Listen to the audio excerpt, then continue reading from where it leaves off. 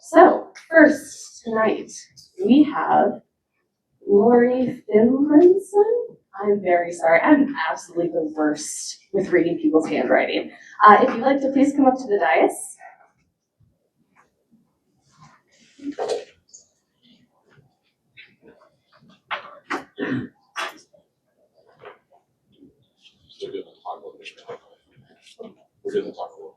Oh. All right, so if you can share your name, district, and then which proposal you're addressing, and you'll have 2 minutes. Okay, thank you. My name is Lori Finlayson. I'm with District 1, and I'm here to support Charter Amendment number 22 to address the traffic needs and infrastructure needs of Southeast Pierce County and unincorporated Pierce County. I really was hoping to go after a lot of other people so I could just say, I agree with what they say. But I have lived in Bonnie Lake for 8 years and am kind of shocked at some of the traffic issues, specifically in the Puyallup Valley, trying to get across the Puyallup Valley. Now I live in Tohali, and going from east to west, where my husband has lots and lots of doctor's appointments, is really challenging. And we do everything we can to avoid driving on State Route 162. But we have to go across, we have to go on it just to get farther west. So I support this amendment to prioritize unincorporated Pierce County. And that's all I have. Thank you. Thank you. Dan Swatsman. I'll have to pass, thank you. Ken King. Thanks. Maxine Herbert Hill.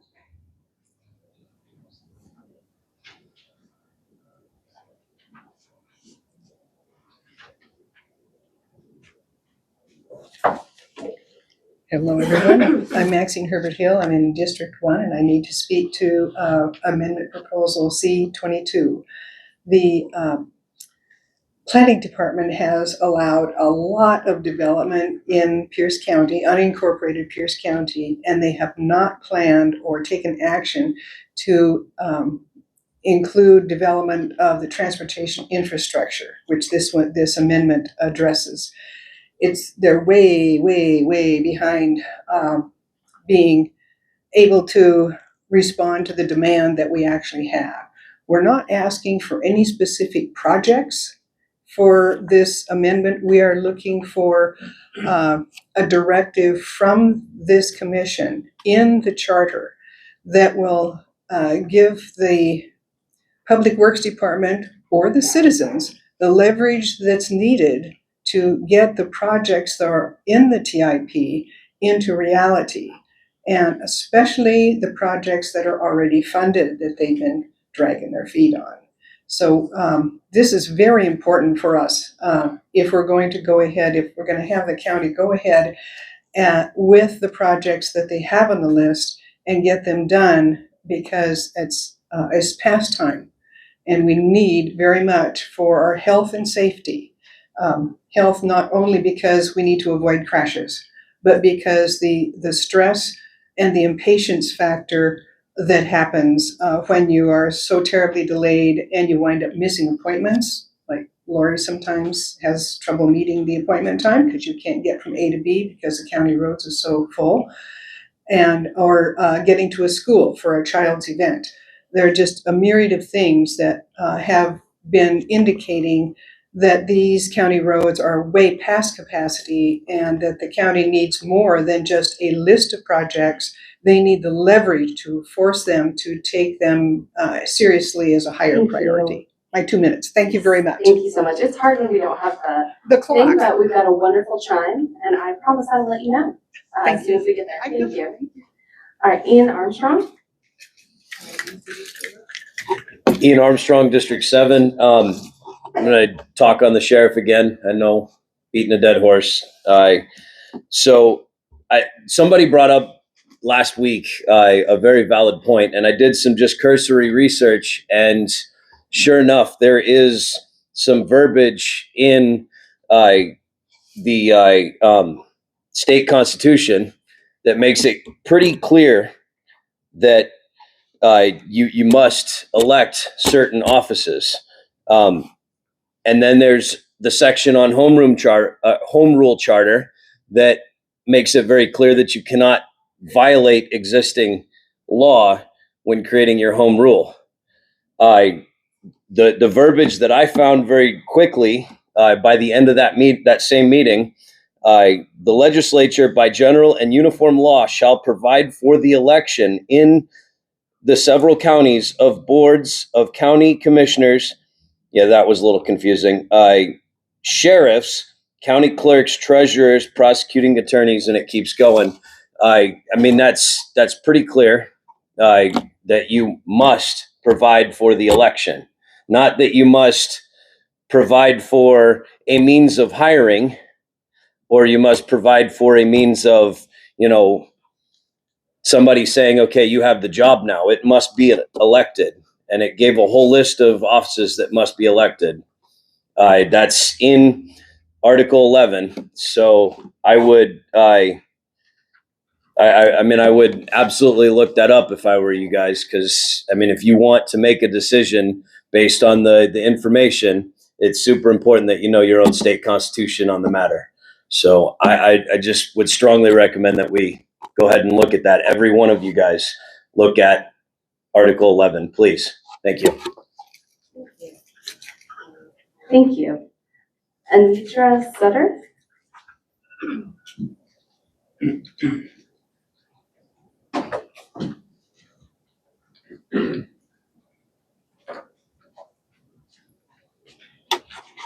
Congratulations, you did a wonderful job of pronouncing my name. That is not easy. Well done. My name is Anitra Sutters, and I'm a District 1 resident, and my comments are to the amendment C-22. While I can only speak specifically for East Pierce County, I am sure what I am saying would apply to most everyone. The county knew 20 years ago that we would have a transportation crisis as Tahali and the permitted developments on South Hill were built out. Yet the county has done nothing to address this increasing traffic. Now we face the worst case scenario anticipated anticipated 20 years ago. Commissioner commented at the April 11th meeting at the TIP already states the unincorporated county roads as a priority. It is apparent that those words have no impact on the decisions that have been made for the past 20 years since the projects that have been identified and funded go uncompleted. Because of this negligence, our county must be pressed into addressing this oversight by including this amendment in the county charter.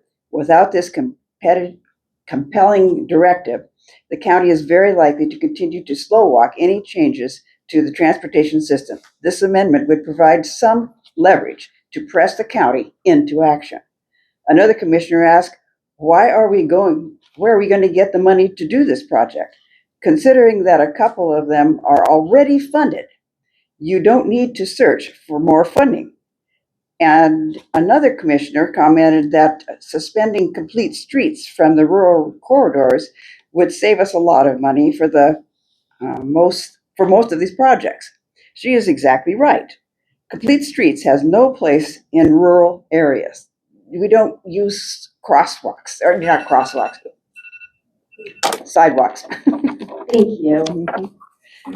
Carol Sue Brayton?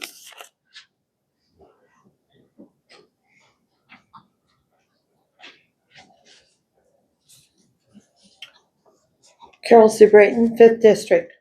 The sheriff is constitutional, and you can't go against the Constitution of the United States or Constitution of the state. That's applicable to our charter. On the public P8 Sharia law, I'm asking the Charter Review Board to adopt some of these.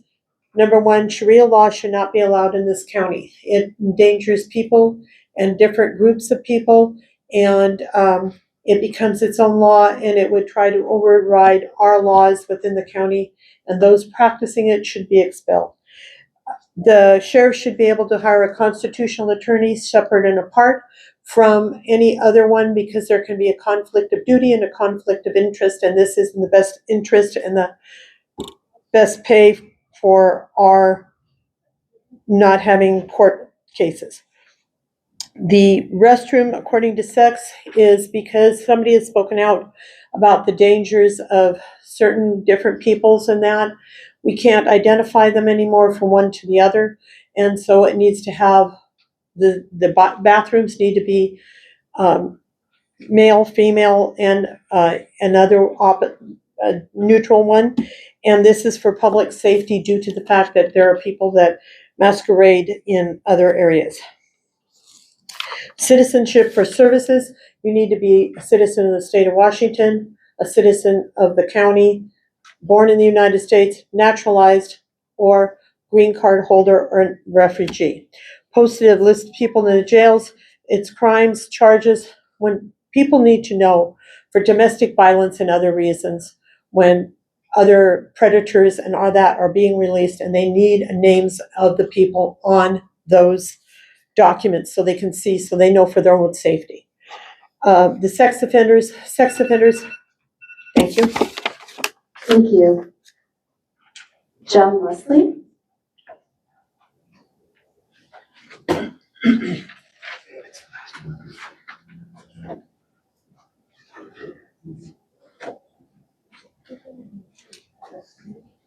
My name is John Leslie, District 5. I was going to speak in opposition to C30, and also wanted to say something in favor of C32 and C38. I'd also like to support the proposed public amendment P9. But the thing is, I got 3 minutes to say what I gotta say. And I have a hard time fitting it into 3 minutes. 2 minutes? It ain't gonna happen, okay? Shame on every one of you who voted to reduce public testimony to 2 minutes. Thank you. Sarah Edwards?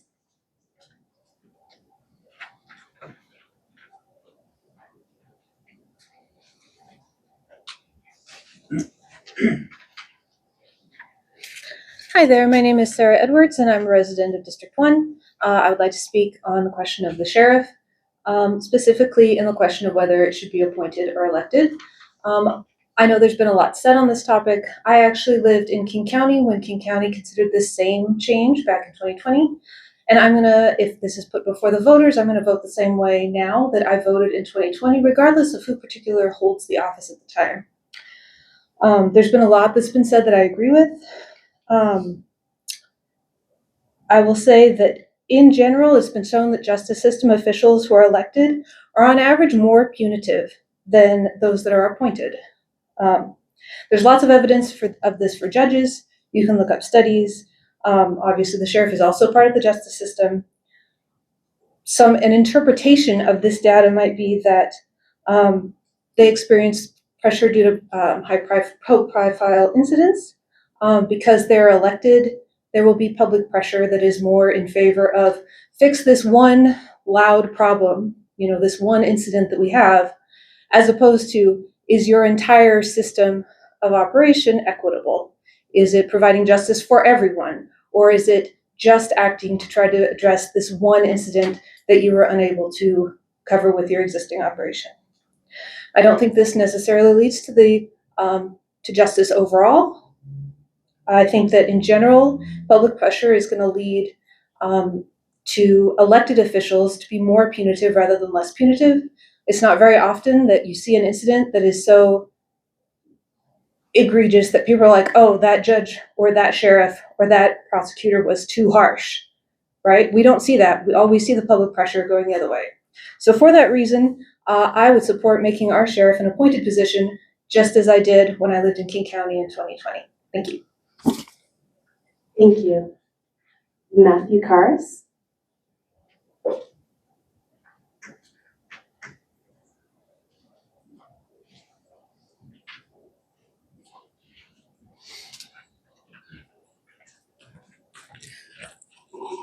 Thank you. Hello, my name is Matthew, District 2. I want to start off by saying I do support C1 in appointing the sheriff. However, before I do that, I want to say a land acknowledgement. We gratefully acknowledge that we rest on the traditional homelands of the Puyallup people. We recognize the people and communities cared for and lived on the land since the beginning of time. So I'm sorry, but We acknowledge. you need to keep your comments to the actual amendments. Okay, that's fine. Before Keith Swank, we had another elected sheriff, Ed Toyer.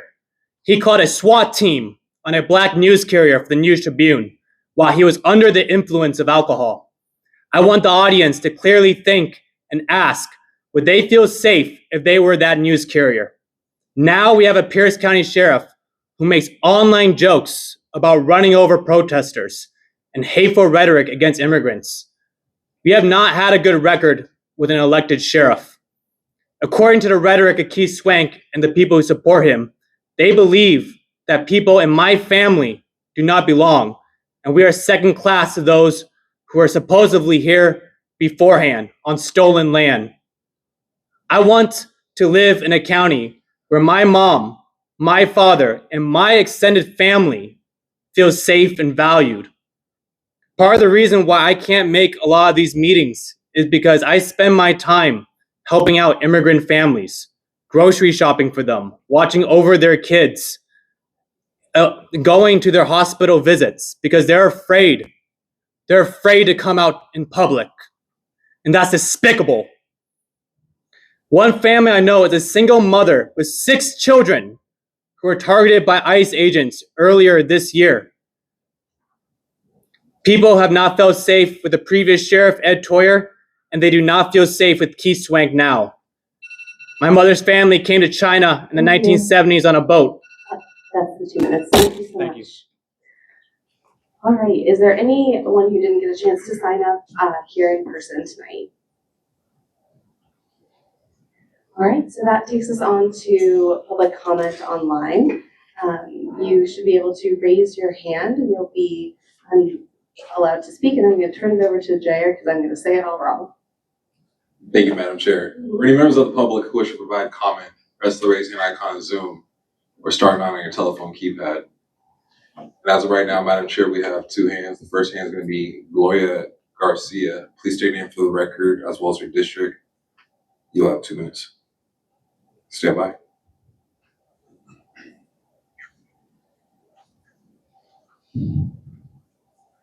Hello, my name is Gloria Garcia, District 4. I'd like to speak on behalf of the issue with our sheriff. He's currently created a hostile working environment for 25% of our county employees, which is who he said was under his direction. And each of those people under his direction would be entitled to unlimited compensatory damages and up to $300,000 in pecuniary damages per person, per incident. And instead of correcting the problem, he's throwing more gasoline on the fire, and now he expects us to support hiring an attorney for him. I don't think so. That is not right. It's not fair. I'm very concerned about my brothers and sisters in law enforcement at the Pierce County Sheriff's Office and the correctional people. They are all my brothers and sisters. I am pro-union. And I know a hostile work environment when I see one. So please make this position appointed, apply the 7 tests of just cause before removing the sheriff. That's all I'm asking for. He could potentially bankrupt our county with all of these new cases going on. And that's just the employees. That's not even considering people that are being arrested. So I beg of you, please help those employees that are currently working under a hostile work environment. That's an EEOC term. And anybody, if they're straight, cisgender, male, white, they can still file a hostile workplace in complaint with the EEOC. Thank you. Thank you.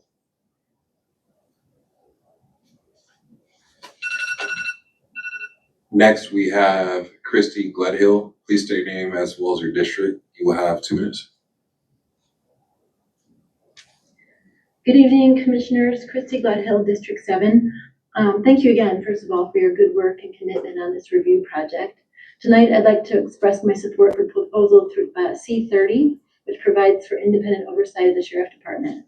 Currently, our sheriff revels in trying to be some kind of controversial influencer, from his biased online posts about immigrants to his desire to collaborate with ICE, to his threats to the legislature, to his consorting with so-called constitutional sheriffs across the country, to his incessant social commentary on trans people in gender-neutral bathrooms.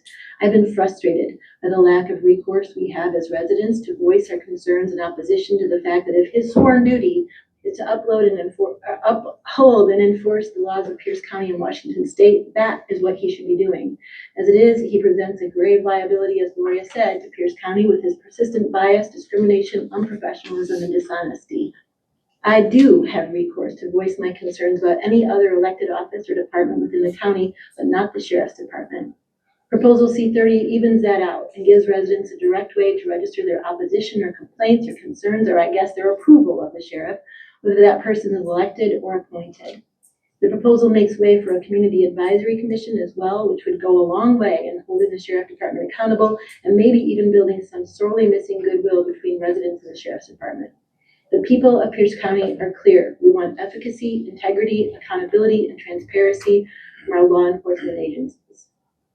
C30 isn't perfect. Nobody's going to count on the ombudsperson to rid us of a sheriff whose behavior is threatening or unbecoming an elected official, even if, as Swank does, he has at least 10 cases pending against him with the State Criminal Justice Training Commission. But it would provide a way to surface and publicize findings that can potentially have some kind of influence over rogue law enforcement officers, certainly more than we currently have. Also, as a reminder, if you can't say what you want to say in 2 minutes, you can submit your comments in writing on the Charter Review Committee website instead of insulting all of the commission members. Thank you. Thank you. And lastly, we have Jeff Winter. Please state your name for the record. You have 2 minutes. And district.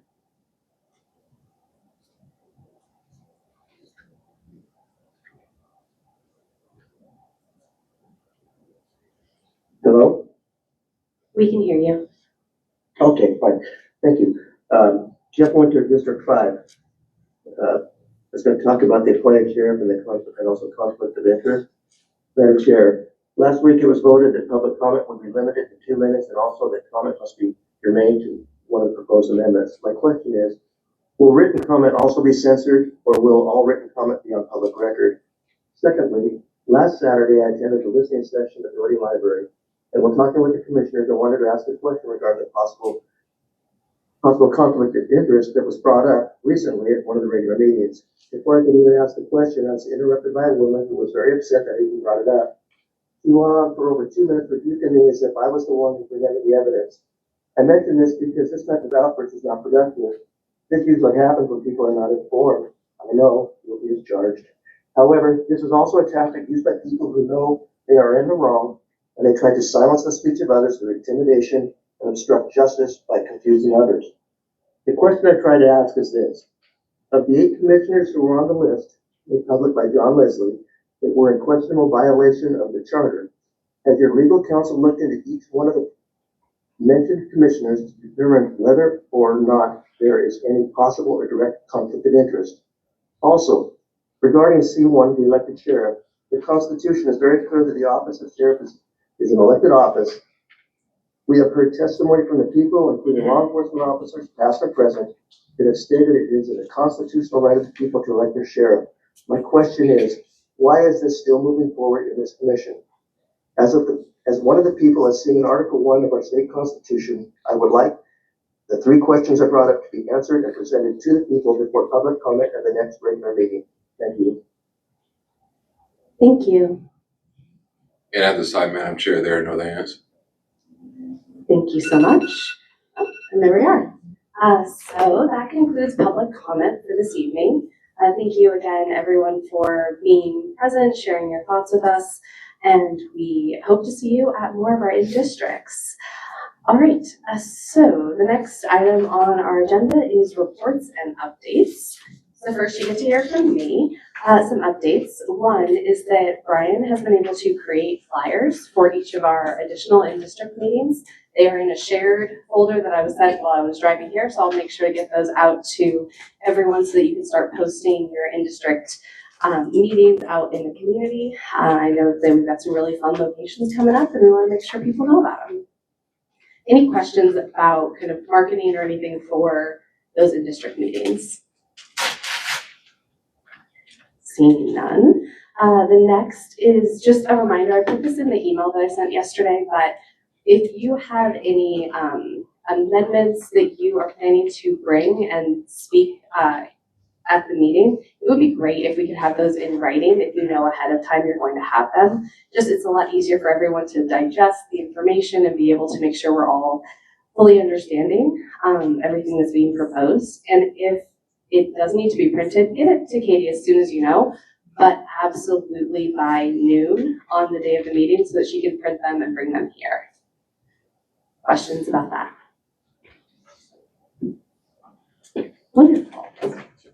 So those were my updates. Is there any legal report on any pending requests for analysis or advice? Seeing none. Now we come to listening session updates. I think we had 2 this weekend. Well, I know we had 1 because I was there for the District 1. Would any commissioners like to share feedback or insights from Commissioner O'Leary? Happy to. Commissioner O'Leary, District 1. We had a great listening session at the Ording Library. It was very well attended. We have 15 members of the public there, together with 2 mayors, the mayor of Buckley and the mayor of Ording. Conversation was widespread and pretty robust. A lot of good interaction. Just a couple of the highlights. The sheriff amendment came up, and there were comments about that, mainly made that accountability, it's more accountability for anyone in the office is what they were looking for. Conflict of interest amendment, comment was made that the qualifier for identifying a conflict of interest could serve the charter if you identify non-salary and non-responsible for policy, for making policy. A third notable comment was process of the charter, and there was a lot of discussion. It's interesting. I felt anyway, I don't know how Chelsea felt, but as we progress along in our process, the public comment seems to shift a little bit. And process of the charter, a lot of comments were made on that it's long, it's cumbersome, it's confusing for the public. So maybe that's something that could be worked on for the future charters. The second thing was the website. Difficult to navigate, difficult to find amendments, status of amendments, and comment on each amendment. And then lastly, and this I thought was extremely interesting, was a higher priority be given to funding for staffing and budgetary issues, that the decade-long period between these charters convening should be used to find some way to assemble quality full-time staff for this event, together with adequate budgeting, so that there could be good attention given to all the mechanisms that we had to put in place. And staff did a great job, in my opinion, but these were just meant to be constructive comments. Thank you. Thank you. Commissioner Ginn. Thank you, Commissioner Ginn, District 4. We had a listening session last Saturday at the University Place Library. We had 9 people attend, including Councilmember Kruger, and we discussed a range of issues.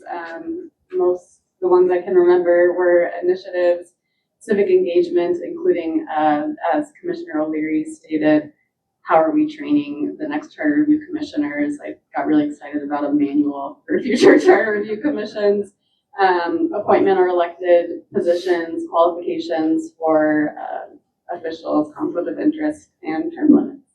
Thank you. Wonderful. All right, so that takes us on to amendment proposals. I do want to just highlight that we have kind of a hard out in here at 9 o'clock tonight. So I want to make sure that we're paying attention to the time that has been allotted for our space. So just heads up going in. because we have a lot to talk about, we have a lot to work through, and I think this is not the only venue where we're gonna have some times that we need to be succinct with our process, if we can. All right, so are folks interested in a recess? We've historically done that, but we can keep moving. Keep moving is what I'm seeing. All right, so first we have commissioner amendment proposals for consideration of 4-vote sponsorship. So for folks who've been following along, this was part of the agenda that was left after our adjournment at the last meeting. So we're bringing some of those back and then adding on